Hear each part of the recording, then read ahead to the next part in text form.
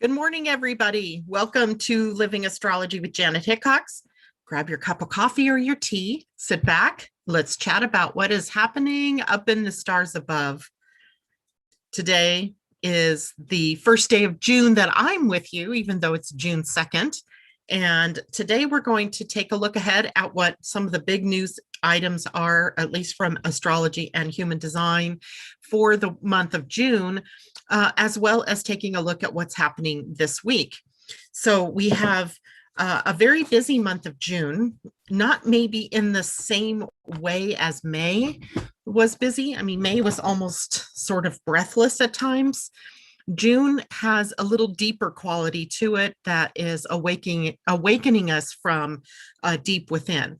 So there are some very overt things that are happening, but also some very individualized connections of planets that are coming together as we get through the month, not the least of which is a new moon solar eclipse on the 10th, and some big aspect patterns as we get into the end of this particular month. So we're going to talk about that this morning, as well as talk about the moon in Pisces. And I think that's about it, really. Since we weren't able to come on Monday with the holiday, today's the first day that I will be with you. I didn't want to wait all the way until Friday. So here I am today on Wednesday. Now, just to look ahead, my next week is going to be messed up because I have my grandson Wyatt with me for the whole of the week, or at least from Tuesday through Friday. So I will be on air with you on Monday and not again that week. So I'll be there on Monday. Oh man, I didn't even turn my calendar. How funny is that? So I'll be with you on June 7th. And then again on the 14th, and then I'll be back to my usual Monday, Friday schedule. So unless something big is happening, and then which case I will come in on Wednesdays. So I hope you all are doing well. Yesterday was an interesting day for me as my house flooded. Nice, right? The moon's in Pisces, a water sign, and I was doing some laundry and just puttering around, getting things caught up, getting back to work after a 3-day weekend. And I walked out into my kitchen, which is just to my left here, and water was just pouring down the rest of toward the back door of the house, which has a lip about 1.5 inches. So the water couldn't just like drain to the outdoors. No. So it all went west right into the bathroom. And so the bathroom was now flooded, and it didn't, I mean, it was crazy because I'm like, oh my God, what am I going to do? I call Terry and he's like, go shut the water mains off. I don't know where the water mains are. So anyway, it was just crazy. Finally got it all cleaned up. I don't know, maybe about 6 o'clock last night. We were finally done drying everything, rewashing. Every towel in the house was used to help sop the water up. Luckily, a neighbor had a dry vac, or a wet dry vac, so we were able to get the rest up, and it never happened again. So we have no idea why it happened. Everything's been checked, from the gray water tanks to the sump pumps, all of that. It's all fine. So I don't know, just some weird random spiritual message telling us maybe about emotions. I don't know. I always equate water with emotion. And luckily it wasn't sewage water. It was gray water. It seems to have been from the washer, but it's hard to say because who knows, right? We couldn't trace it. But anyway, so that was my day yesterday. And the weekend itself was a good one. My granddaughter's graduation party on Saturday. Just can't imagine, that little darling is grown up. So it's been, maybe that's where some of the emotion is coming in, is that whole idea of your family growing up. Anyway, good morning to you, J-Lo and Debbie Tibbetts-Tumiel and Kathleen Mallory. Hello, hello. And thank you, Asa, for being out there for me this morning. I see that you've logged in. And Tom Wright, hello to you, and Pauline Solia. So today, last Wednesday, and Monday, June 7th and June 14th. Correct. Kathleen Mallory, flooding. Yes, indeed. And Debbie Tibbetts-Tumiel says, yes, my freezer died and I lost all the food in it. Oh, no. So I'm not the only one having some irritating issues. And then I ended up tweaking my back, sliding in water that I didn't realize was there at first. That's how I first noticed it. And just a crazy day. Crazy, crazy, crazy. Luckily, it's all cleaned up now. Hopefully no water damage beneath things. And it happened to be a gorgeous day here yesterday, like close to 70 degrees or 70, maybe more than that, 74, 75. And that makes the whole thing better because I could take all those sopping wet towels and put them outside and they dried somewhat. And then I could rewash them and never had another problem. So Debbie, I'm sorry about your freezer. That just sucks. And JLo says, I believe that happened to someone here also on another Mercury retrograde. Not sure who it was. Well, I don't wish flooding on anybody, but certainly it's just one of those irritations, right? So I didn't get anything done yesterday that I thought I was going to get done. And that was not even, it didn't even register with me that that was happening until much later in the day. And when I realized, oh my gosh, you haven't even gotten ready for tomorrow's stuff. Anyway, it's all good. So let's talk about then what we can look at. Let's talk about the moon in Pisces first, because that's setting the stage for where we are right now.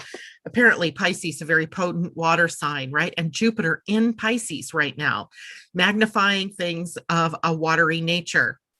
Or a spiritual nature, either one, ether and water, both in the sign of Pisces. Ether meaning spirit, right? Spiritual energy. So, when we look at the day today, we actually have the sun in a square to the moon today, and that brings us to that third quarter moon where we're between the full moon and the new moon, and that is the crisis of consciousness. And in the crisis of consciousness energy, then we have Pisces where the moon is, and Gemini where the sun is. And so we have a clash between the mind and spirit, right? This is where the consciousness lies, having to make a shift in some way to align ourselves with a higher consciousness. And of course, this relates partially to the things that we set as intentions back at the new moon and how well we've come through the process of manifesting whatever it was that we intended, or manifesting the intentions. And at the first one is the crisis of action that happens between the new and the full. And that's where we have some obstacle or block that appears that seems to have put a stop to our forward momentum, or it makes us have to rethink our plans. Well, then between the full moon and the new moon, we have the crisis of consciousness, which now means we have to shift something in our thinking. We have to shift something in our spiritual energy or our emotional energy or in our mental state. Mental, physical, emotional, or spiritual energy must shift in order to continue moving forward with the intentions that you set back with the new moon. As well, today we have a sextile to Uranus, which means there's the potential for some surprises or shocks or new directions. We also have a conjunction of the moon to Neptune today. Moon to Neptune means sometimes we're a little bit foggy. And I was explaining that to Asa this morning. I feel a little dopey, a little tired, and a little like hungover without having drank anything. And so it's just this weird sort of tired feeling that we get sometimes. And now with the moon in conjunction to Neptune, we also have the potential for creativity and imagination energy to come rushing to the surface, but also that potential for our mind to not be clear, scattered thinking, moving from one thing to another without even realizing what the heck we're doing. As well, the moon in Pisces, because Mercury is in Gemini in retrograde, is also squaring Mercury. So we have like a double dose of the sun being square to the moon in Pisces, the moon in Pisces being conjunct Neptune, and now so the moon in Pisces squaring Mercury. So we have a lot of reasons why things might not be clear for us today. I'd say today is not a good day to start anything new because there isn't clarity around what to do with this. In the sign of Pisces, the moon can be imaginative, yes, but it can also be confused. It could be sleepy, and things can get chaotic very quickly because we just don't have that clear line of thinking or that clear line of sight even. Things are a bit foggy. but it does on the high side rule more of the joyful states of being. So when we are in bliss, or we just have that internal happiness meter going up, universal love is also a part of this energy today. And extraordinary sensitivity. We've already talked about this because of Jupiter being in Pisces. But now the moon moving through is also just kind of triggering things. Yesterday, the moon, the moon in Pisces yesterday conjuncted Jupiter in Pisces. Whoa, well, there's my flood.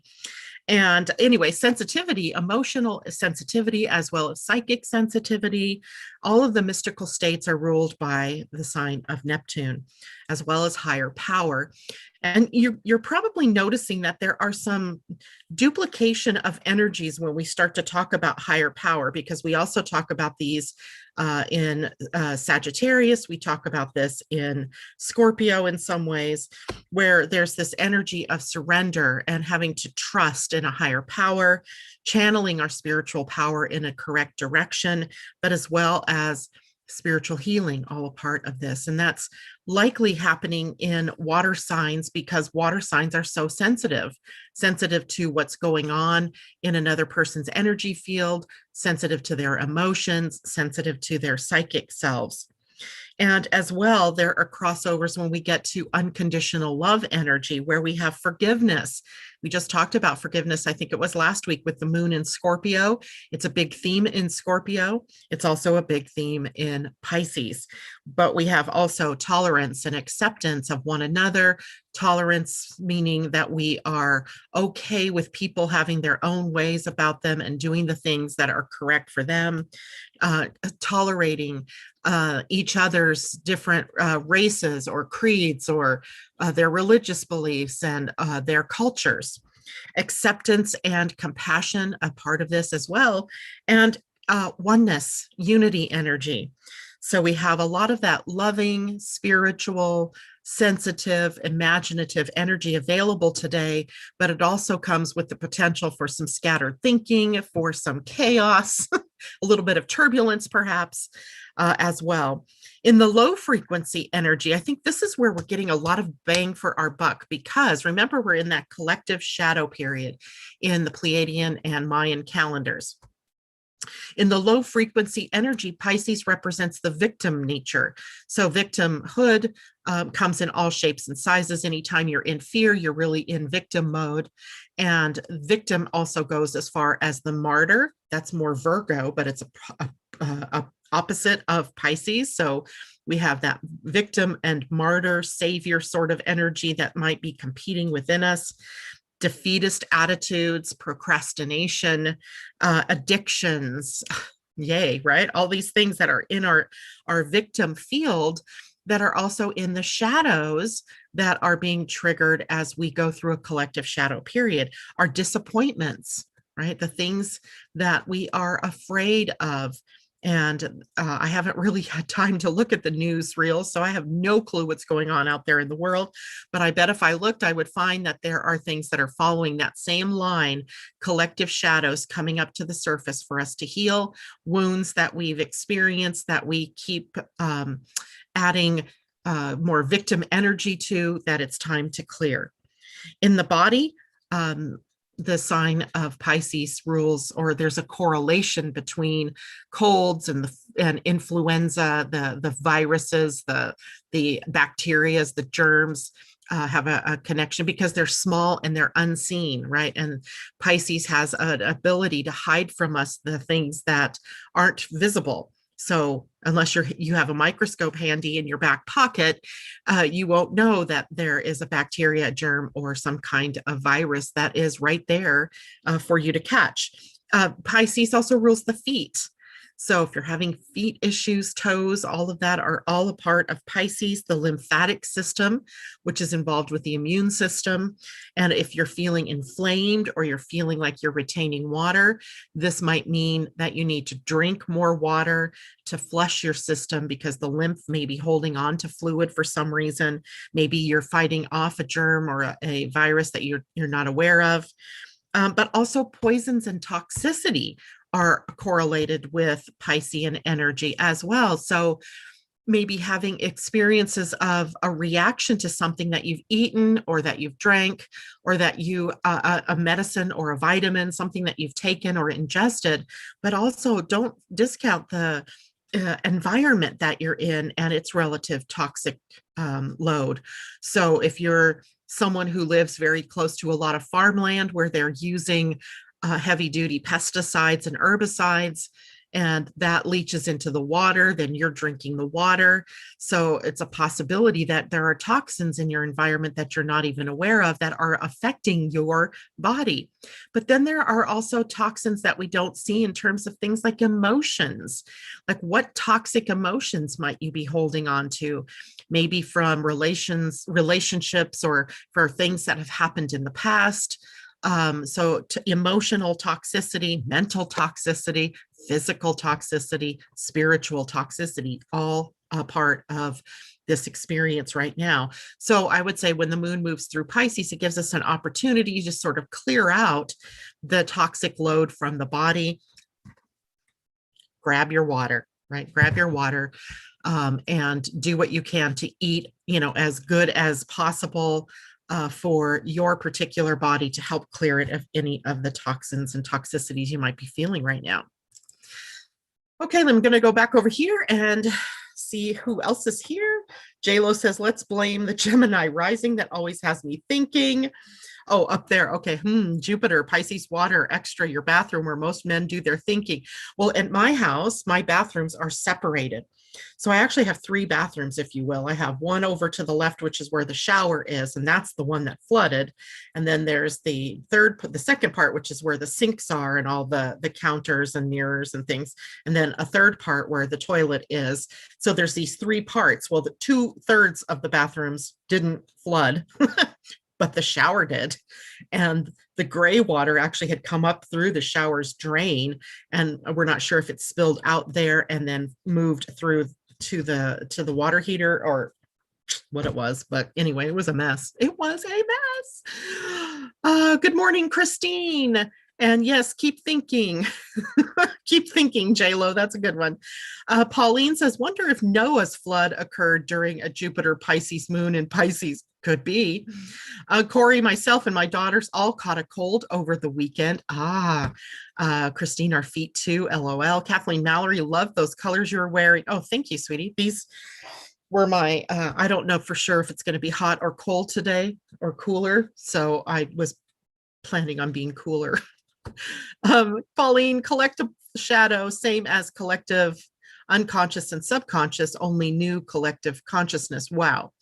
So yes, so we have the collective, we are all linked together. So when we're talking about the collective consciousness or unconsciousness, we're talking about the ways that we are all linked together, and through the invisible energetic connections that we have. So we don't necessarily see how we are all linked, but we are all linked energetically. There have been many scientific experiments around these things lately in the last 10 to 20 years that really show how linked we all are.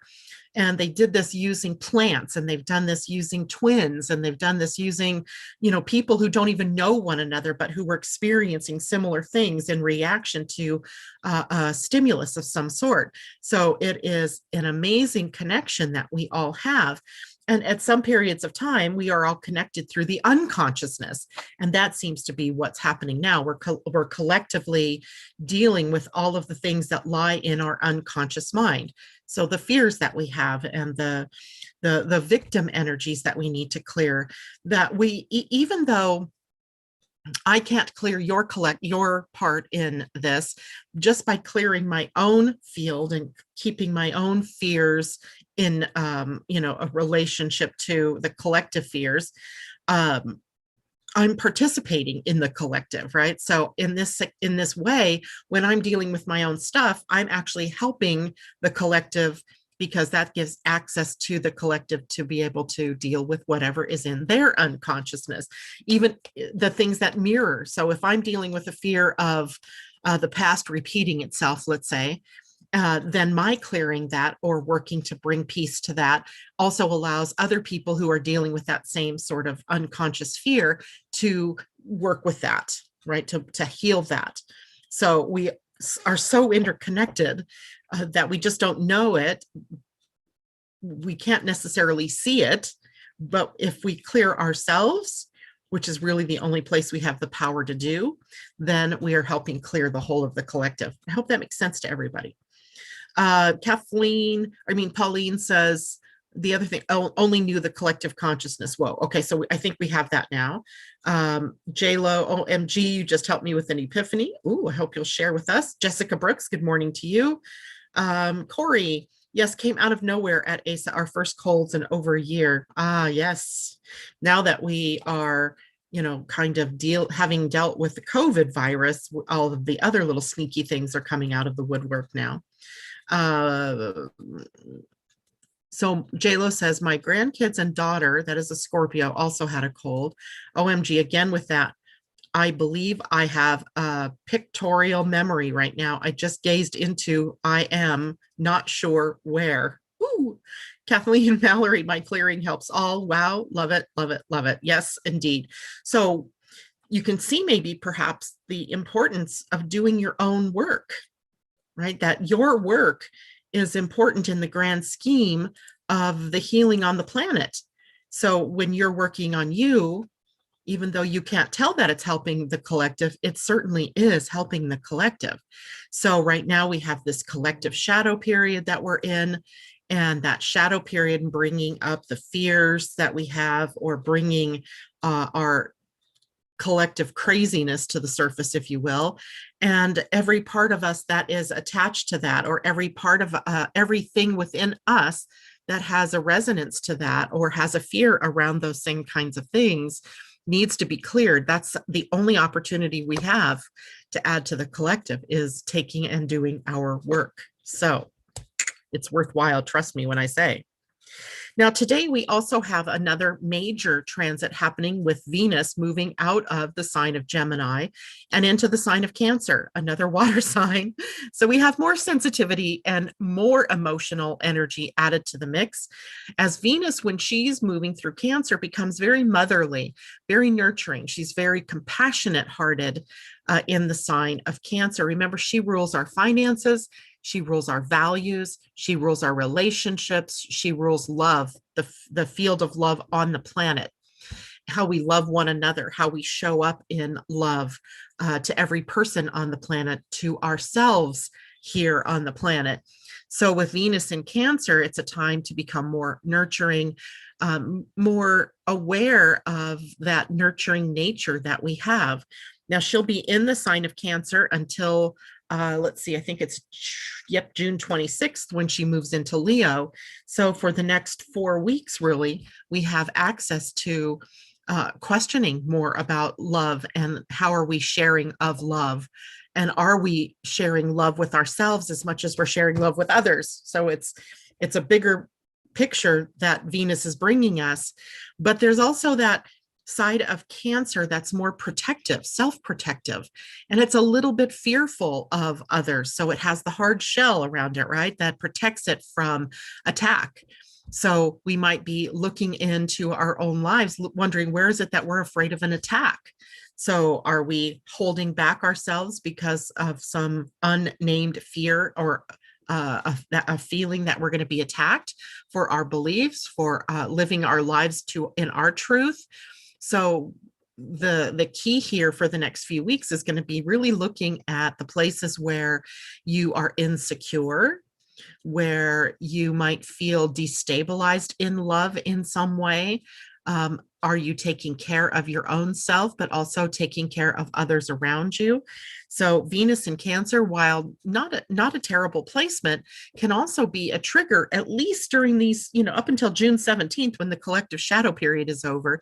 Venus there could trigger our insecurities, our doubts, and our feeling of not being loved, our abandonment issues, our guilt, our shame, our blames.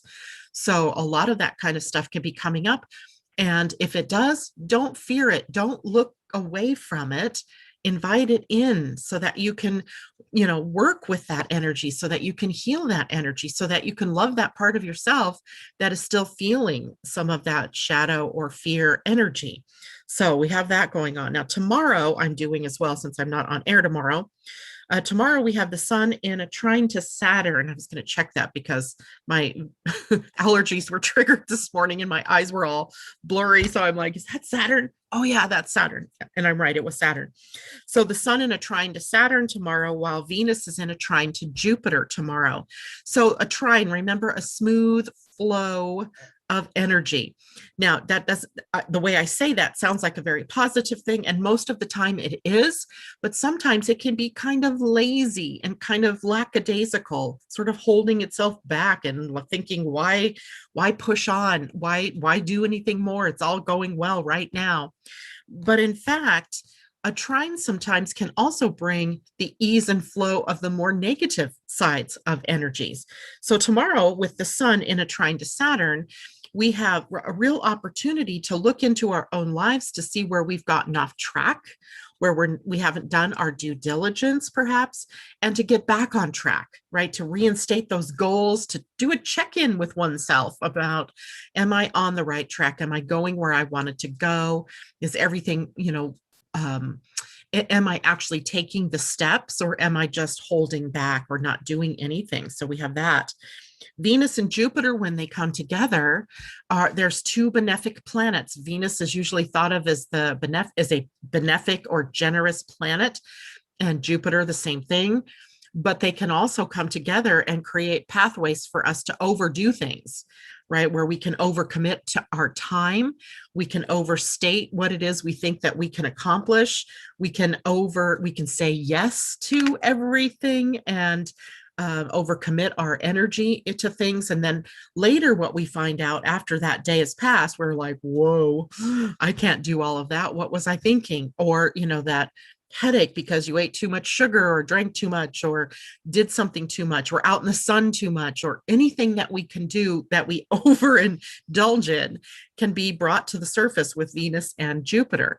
But on the other hand, they can be so benefic and generous and magnanimous together, giving each other love and praise and support and nurturing.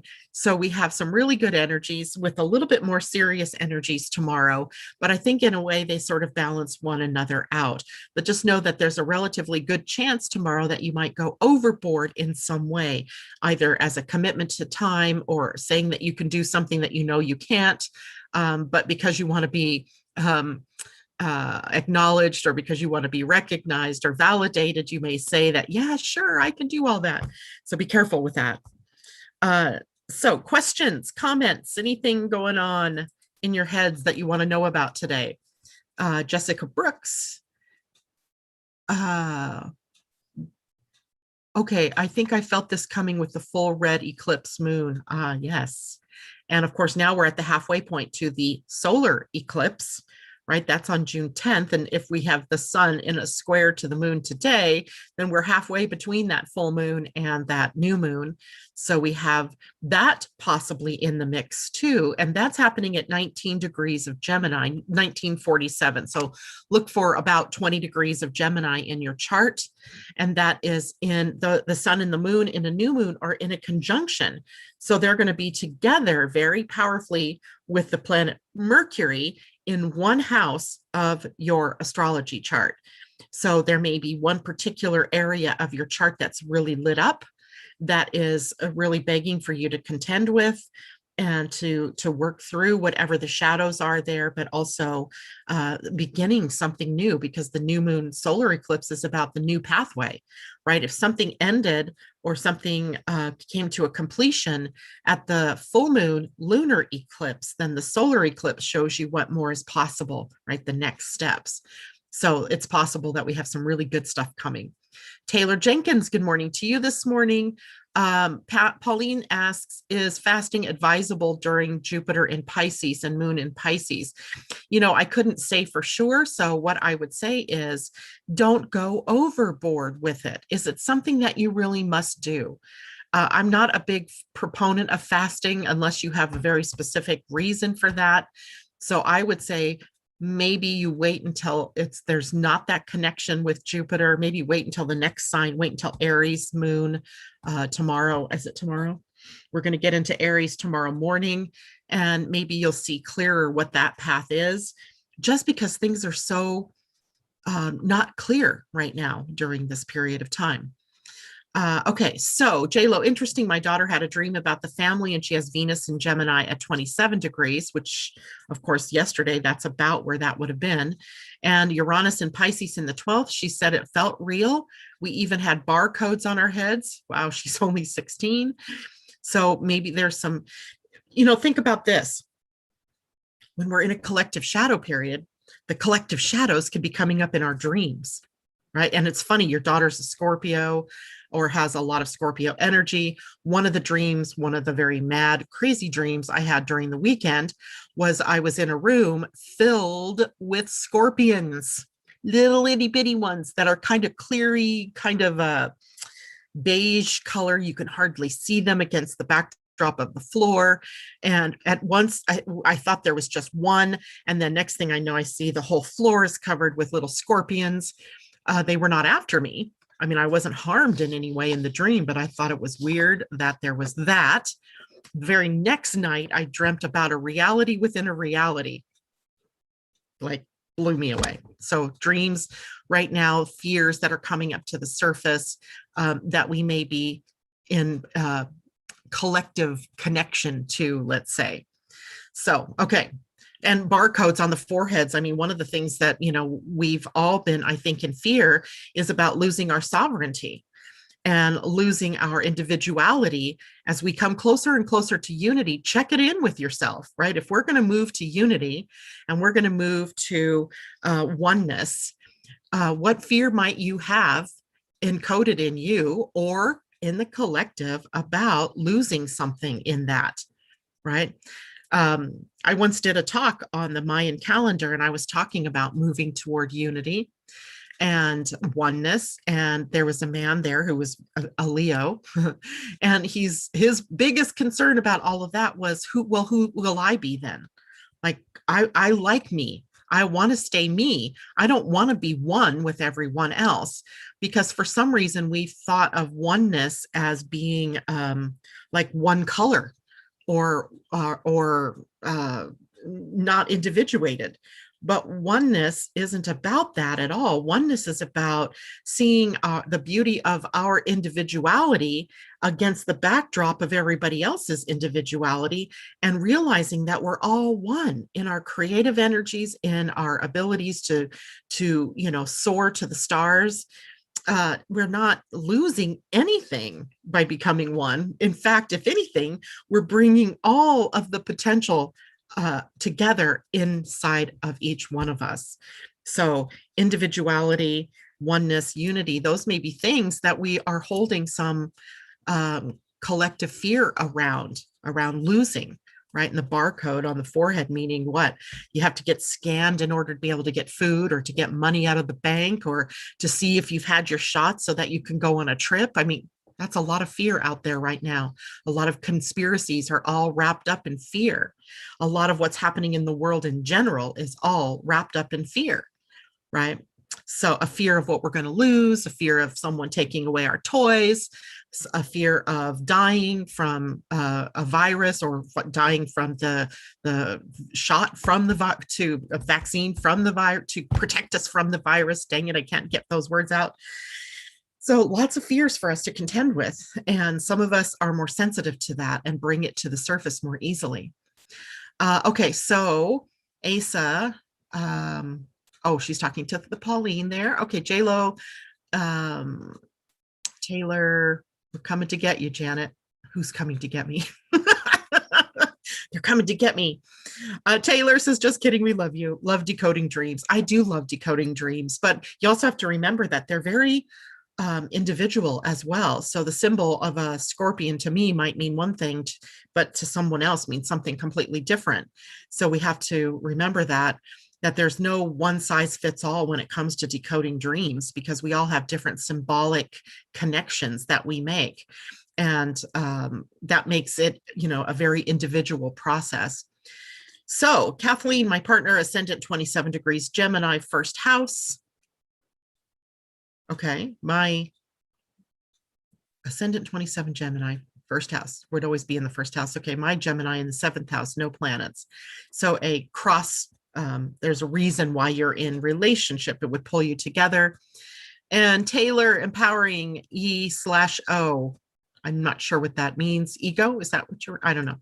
Jessica, very good explanation. Christine, very good. Okay, so J-Lo, she said, once it dissolved, we would lose our mind, and it was her job to kill us. Whoa, wow. Well, have you guys ever heard of the book called The Disappearance of the Universe? It is written by a gentleman named Gary Renard. And while he himself is a larger than life character, sometimes very much in his ego, the book itself was fantabulous. So The Disappearance of the Universe. And it's about beings that visit him, that talk to him about the universe and the disappearance of the universe and what that means for humankind. So it's a very good book. Okay, so then there's also the losing our mind piece. Next week, Pluto again returns to the gate 61 in our human design. And that, remember, was all of 2020 and actually a good chunk of the end of 2019 that Pluto sat at that gate, whose shadow is psychosis. And it was all the madness that was coming to the surface, all the shadow of our collective, madness coming up and being displayed in the faces of our leaders, in the faces of opposition leaders, in our all of our shadows, from our racist tendencies, still things that we haven't dealt with in our consciousness coming up, the blame shame game, the power plays, all of these things coming up. Well, next week Pluto moves back into that gate, right? Thank you very much, during a shadow period. So we get another look at some of these shadow energies, and what are we going to do about them?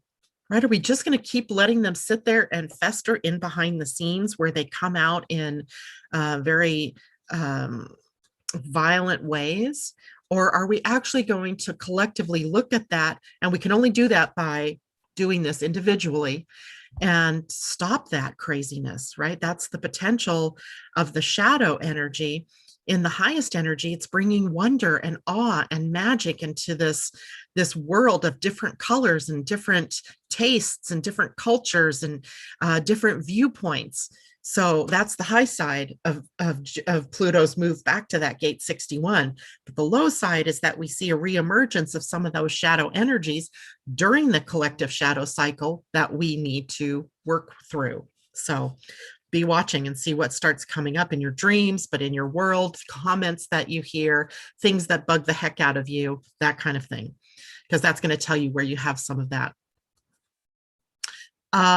Taylor said Uranus also represents the collective.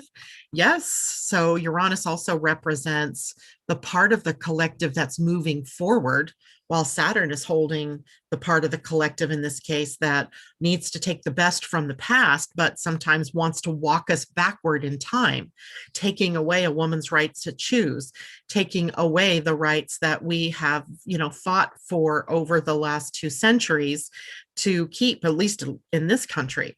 So we have a lot of fear energy out there that is also pushing us to a future where we embrace humanity in a new way. So Jessica says, I just joined a dream decoding group and here we are discussing it. Validation, validation, validation. I love that. Okay, so each other. Thank you, Taylor. Some people, some of you are so good at using those, acronyms. And I look at them and I'm like, huh? EO, was that like ego, like you hit the slash instead of the G? I don't know, my mind goes somewhere else. Maybe I'm too old for those. J-Lo says her 8th house is Scorpio and Phallus is there, so maybe something for her to look into. She likes mythology, and Phallus was also involved with Chiron, and I believe he was actually Chiron's teacher in some ways, teaching him wisdom arts and healing arts. So there's that too. Jessica says, just a reminder, I'm a Scorpio here also. Ooh, interesting. J-Lo, she is a 6-2 emotional generator, triple split, a person who needs people. And okay, Asa, there's a lot of Scorpio energy here. Indeed, lots of Scorpio energy everywhere, it seems like. And even in my dreams, where I don't really have a lot of Scorpio energy in my chart, but I have a lot of Scorpios in my family, that's for sure. Christine, a dystopian Handmaid's Tale is my fear for the USA. Oh my gosh, I've just finished watching that, or I've caught up to the current season. And yeah, that I see as a potential here as well. And sad. But we also have the ability to not see that as a dystopian reality and instead focus on what it is we want for the USA, but for ourselves, for our culture, and not what we don't want for that. So yes, The Handmaid's Tale, scariest, you know what. And yes, tomorrow is Tom's birthday. So happy birthday to you, Tom. We won't get to see you tomorrow since I'm not on air. So very happy to have you here with us today so we can wish you a very blessed year ahead. And Taylor says, yes, very scary. It's such a good show. Very intense indeed. Yes. Scary. I don't know what was going on in that woman's mind when she wrote this, but it's amazing. Asa, happy solar return to sun god Tom Wright. And JLo says, I feel you there, Janet. I have 3 daughters, Scorpio, and a grandson. My dad was a Scorpio also, even my ex. Ay, ay, ay. Anyway, amazing stuff, right? Okay, let's see. I don't have my watch on. So let's take a look at June, shall we? A quick peek there before we run out of time. There are some major things happening, as I said, for June. First one coming up on my radar was today, Venus moving into Cancer. But next Thursday, we have the new moon solar eclipse at about 20 degrees of Gemini. And that means that we are actually in beginning. Now that I'm opening up a can of worms here, so just bear with me. We're entering into the 3rd decanate of Gemini, which has an Aquarian flavor. So that new moon solar eclipse on that very dividing line of the 20th degree should be, enlightening us as to what new directions we can be moving in. And it might be in a way that we'd never thought possible. Right? There may be things that are coming up that we would not have, generally speaking, thought were possible for us. So be open, right? That's the big key for this particular new moon solar eclipse, is just to be open and be open-minded, open-hearted, open emotional center. I mean, not emotional center, but open emotionally to whatever it is that's coming up. Then on June 11th, the very next day, Mars moves into Leo. And that's huge because Mars in Leo is very self-expressive and really can get the ball moving in a new direction. And it is Mars and then later Venus that are involved in a very major T-square at the end of this month, pointed at the planet Uranus, who's in Taurus, that is priming us for some kind of economic issue or economic change or a financial outlook that is maybe changing on some level, from the stock markets to the banking to how we earn money, what we do with our resources kind of thing. So something big potentially in the offing for us all as that happens. And we'll talk more about that because literally that doesn't happen until the end of the month, but you'll start to see it coalescing as Mars moves into Leo. And on that same day, Saturn moves backward into the gate 13, the gate of listening, listening to the story. What are you telling yourself? What are you telling each other? What are you telling about what your experiences are? And are you really listening to what people are talking to you about? Or are you just superficially hearing what they're saying? Pluto also moves backward into the gate 61 that day. And then next after that, Uranus on the 18th of June moves into the gate 2. Now, this is a new gate for Uranus. He has not been in this gate yet. and at least not in 84 some years, right? So we wouldn't have experienced it in our lifetimes. And in the gate two, the gate of allowing, the gate of gratitude, the gate of sharing of our resources, a gate of direction. It sits on our identity center. And we're going to talk more about that because it's not happening yet, but we're just looking ahead now and what that might mean for us as we go on. And then, of course, on the summer solstice, June 20th, we also have Jupiter turning retrograde. So the big planet of growth and expansion and evolution turns retrograde, moving all of those changes and all of that evolutionary consciousness energy inward in the sign of Pisces, and begins the track backwards through Pisces.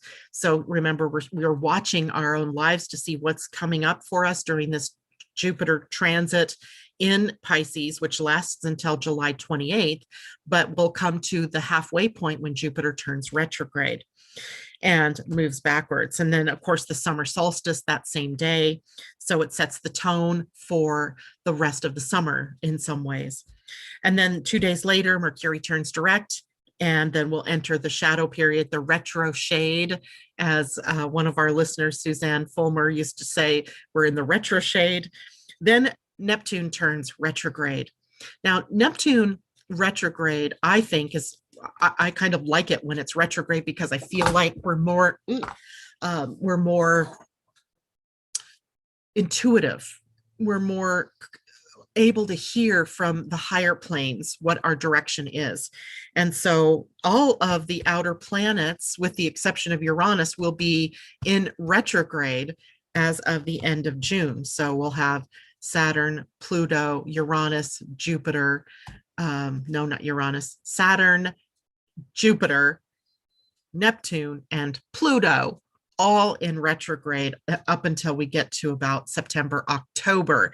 So we'll have a period of time where we're doing a lot of soul searching or a lot of inner work, a lot of integration of all the things that we've, had experienced during the first half of the year where those planets were in direct motion. And lastly, on June 26th, Venus moves into Leo, and we get the setup for the square, the T-square that involves Saturn, Uranus, and Venus and Mars. So it'll be a very energetic, highly creative time, but also, anticipating the fact that Uranus is involved in a very highly energized aspect like that, that likely we might have some upsets or some, things turned upside down on us. So there we have it. That's our June in a nutshell. Of course, that's not taking into consideration the daily movement of other planets, including the moon and their connections, but these are sort of the big news things for the month to watch out for. And that, let's see, going back to, here we go. There we go. Okay. Now, everybody's telling Tom happy birthday. He says thank you to everyone. Also, thank you, Christine, no, that's something different, but thank you for the reminder, because you made me remember to have you hit the thumbs up button. If you like the video, please share it with your friends, your social medias, and as well, if you haven't not yet subscribed to the channel, please do that. And I also wanted to remind you guys that and I will have to get the link and share it with everybody, but last Friday night, I was on a podcast, a live broadcast podcast with Angie Witzel. A lot of you might remember her because she came on air with me, and we talked about star seeds, and we talked about the different systems out there, starseed systems that we might all be from or have had lifetimes in. And her two compatriots, Crystal Manila and Brandy. And we had the best talk, right? We talked all about different experiences we've had. We talked about human design. We talked about gene keys. We talked about astrology. We talked about the Pleiadian-Earth astrology. It was just really great chatting with them. So I'm going to post that link in case you all did not get to hear it live, but it was very exciting and I loved being with them. So J-Lo says, OMG, I just got a book about how the decadent, I'm not sure if you're talking about the descendant or the decanates. The decanates are when you take a sign and you split it into thirds. So we have 30 degrees of a sign. The first 10 degrees are the most like the sign. So Tom, having a birthday on June 3rd puts you in the first third, I believe. Maybe you're at the second third. Hold please. Anyway, the first 10 degrees of, oh, I don't even need that book. I can look here and tell you where it's going to be. Okay, so Tom's in the second decanate. So the first decanate is most like the sign. So if it's the first 10 degrees of Gemini, it's the most like Gemini. Then the second decanate would be most like the next sign over, which is the next like element. So air sign Libra would be those second degrees, 10 degrees. So from 11 degrees to 20 degrees. And then from 21 degrees through 30 degrees, we have the third decanate, which would be very Aquarian. So we have the three air signs represented within that sign.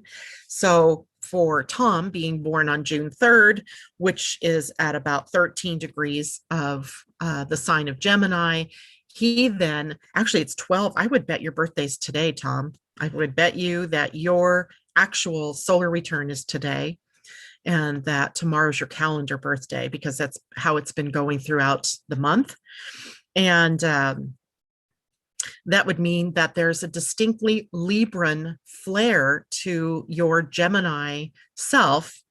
And Libra represents relationships and learning all about relationships and learning about values. Venus rules here. So learning about love and what love really is and all of those kinds of things that you would learn there. And then my birthday in the third decanate is much more Aquarian energy, Aquarius Gemini. So no wonder I'm an astrologer, right? That would make sense that I would be interested in the divination tools and the divination arts, in being able to look down at the future, to be innovative, to see things upside down, completely different from the other parts of Gemini, let's just say. And let's see, so Taylor, Jupiter in Pisces, I'm thinking I'm missing something there, Taylor. Okay, Jupiter in Pisces. Taylor says, I like Neptune retrograde too. Asa, a brief moment of feeling for your Jupiter return. Taylor, I know Jupiter is giving me a sneak peek. I love it. Christine says, that sounds awesome. Would this starseed talk be on your YouTube channel? Indeed, it probably is. And so that might be something worthy of Asa or I to go looking for today, is that interview with Asa. No, Angie. Angie Witzel. J-Lo says, how ironic, your bathroom was 3, only 1/3 was affected. My mind works very oddly, but I love your mind. Okay, Taylor says, aren't they split up by planets too? So you could look at it that way. So for example, the Gemini third of Gemini would be ruled by Mercury. So we have a Mercury connection. The second part is ruled by Venus. So we would have a Mercury-Venus connection. And then in my part, we would have a Mercury and Uranus-Saturn connection, because Uranus and Saturn both co-rule the sign of Aquarius. So yeah, you're absolutely right.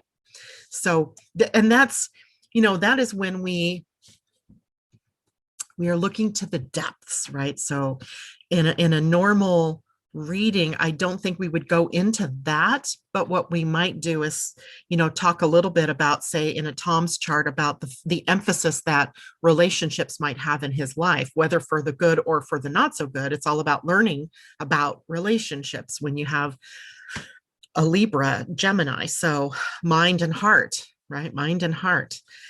Asa, Tom, nope, it was the 3rd of June. I know I was there. Well, yes, you were there, but the 3rd of June would be your calendar birthday. The sun doesn't keep track with our calendar. The sun follows a repeat pattern. Every year, it comes back to the same degree of the sign it was in when you were born. But because we add days to the calendar, right? We had a leap year last year, so there's an extra day, but the degrees to the days don't match up. So your birthday is likely today, even though your calendar birthday is mañana. hope that makes sense. Okay, so all right, I think we're good here as far as comments go. Lastly, today in the Pleiadian-Earth calendar is 8, moving 8, my favorite, right? My favorite number or symbol.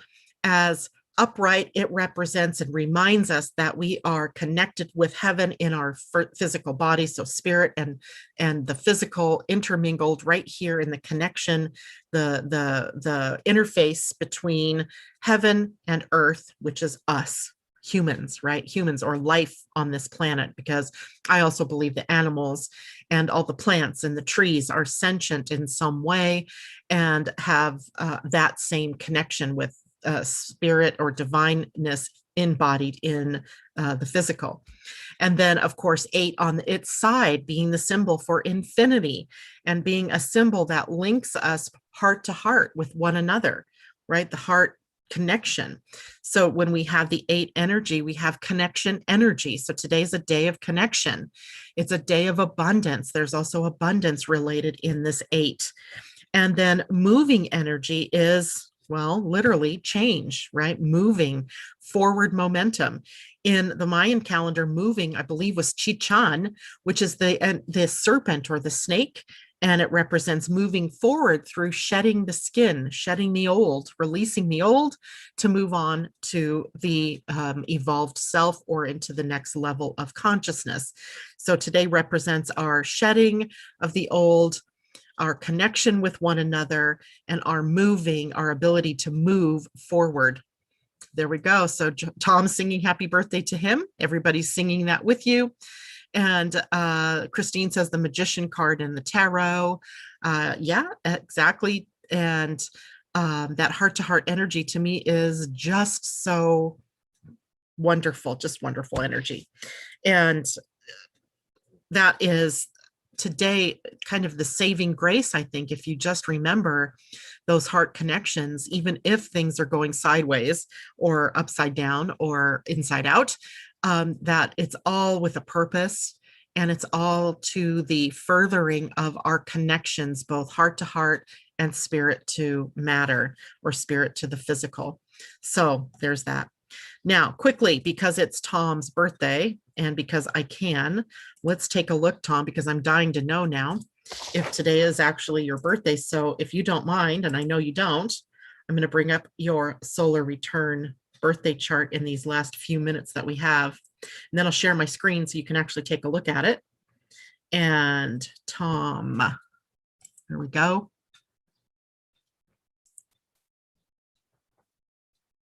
If you have a problem with this, Tom, please let me know before I show your chart. Also, something fun yesterday I discovered that we now have a tool that is in human design going to help us see the solar arcs and progressions. So both in astrology, which is a tool we use predictively in astrology, but also with human design now.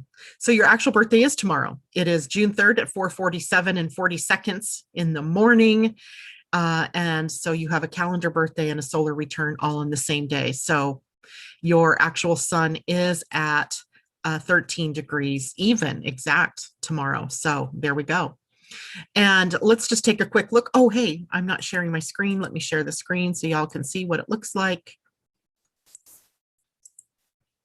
In a solar return chart, what we're looking at is in the inner wheel, this is the birth chart, the natal chart.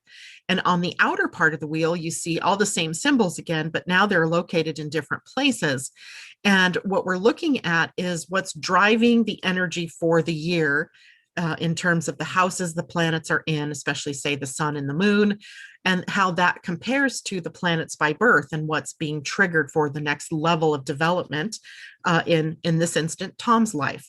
So Tom, for example, the sun and the midheaven for you by birth are in Gemini, but on your birthday, the sun and the north node, very close to a conjunction, as you know, because we're getting close to the eclipse, and Mercury are all in Gemini, but in your house of money this year. Money and finances, banking, all of that type of thing, but also your values and coming to really understand how you live out your values, and as well relationships that are supportive of your values and your finances. So that's a big theme for you this year, is that second house of money, resources, and self-worth, right behind the scenes.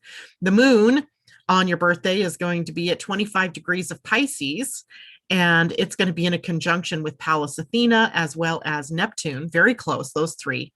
In fact, Pallas and Neptune in an exact conjunction. And Pallas is a representation of wisdom and how we apply that wisdom in balance and harmony in the world, but also sort of the spiritual warrior energy. So a spiritual warrior toward maybe, oh, Jupiter as well, I forgot, is also in Pisces, but at the other end, all embracing the 11th house of wishes and hopes and dreams, but also friendships and the people that you network with.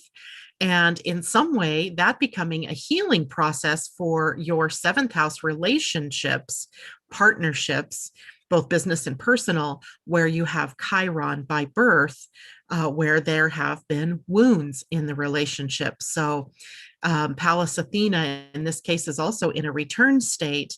So to me, that is leveling up to the next level of wisdom that you want to take with you, a more mature, if you will, aspect of your moon energy, emotional energy, and linking emotional energy to wisdom. So there you have just a quick overview of a solar return chart. Is there anything else that jumps out at me that I want to share? So the midheaven for you this year is going to be conjunct Saturn, exactly 29 degrees, 29 degrees. That's interesting. So this might be a year to really claim your authority, to gain recognition, but it can also be to lose your reputation. So you want to be careful that you're walking a line of integrity. So this year, integrity is going to be important for you in the way that you show up in the world. And when you do things in integrity, when you stay true to yourself, but you're also staying within transparency and ethics, then reward and recognition comes your way, especially with Pluto hanging there too. This could be a very big year for you, Tom, in terms of, you know, claiming your super soul, yourself, right? Who you are. All right. So I've got a busy day, guys, so I can't stay here much more, but I've had a wonderful time being with you all this morning. If you have questions, please bring those to me on Friday, or you can list them in the chat, and we'll find them again. I will post up the video from Friday, and as well see if we can't find the video from the previous interviews we did with Angie on starseeds. All right, guys, but that might not be until later on today. So, all right. Take care, everybody. Have a wonderful day. See you on Friday.